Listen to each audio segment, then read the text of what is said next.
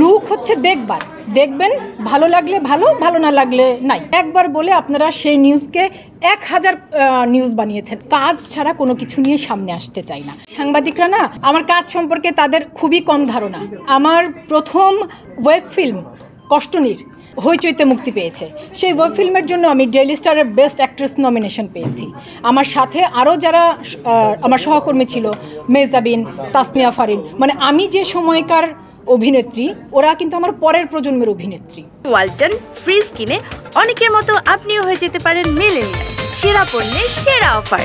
আমি আমার আরেকটা ওয়েব সিরিজ বোধ, সেই বোধের জন্য আমি আরেকটা অ্যাওয়ার্ড পেয়েছি, নমিনেশন পেয়েছি। সেখানেও একই কথা, আমি আমার পরের প্রজন্মের অভিনেত্রীদের সাথে নমিনেশন পাচ্ছি।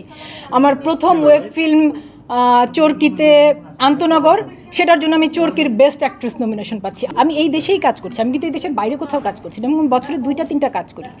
সে কাজ নিয়ে আসলে আপনাদের আলোচনার চাইতে এমনি আমি কী নিয়ে কথা বলবো বলেন তো? আমি এমনি কী নিয়ে কথা বলবো?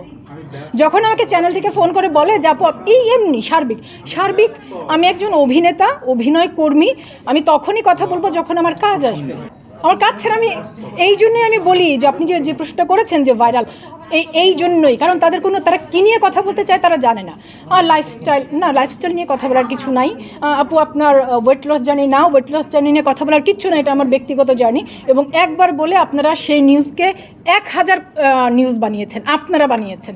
মূলত কাজ ছাড়া কোনো কিছু নিয়ে সামনে আসতে চাই না। ধরেন হলিউডের অভিনেতা অভিনেত্রীরা যখন কথা বলে, তখন কিন্তু তারা তাদের চলচ্চিত্র নিয়ে কথা বলে, কোন শ্যুটে কি পরে এসেছে বা কোন মেট গালাতে কি পরে এসেছে সেটা নিয়ে কথা বলবার কিছু নেই।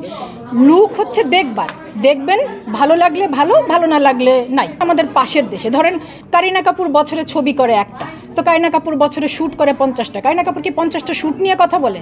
শ্যুট নিয়ে তো কথা বলবার কিছু নেই। শ্যুট হচ্ছে একটা ছবি, একটা লুক, দেখবেন ভালো লেগেছে, বাহ সুন্দর, ভালো লাগেনি, বাহ সেটাও সুন্দর, শেষ ওটা।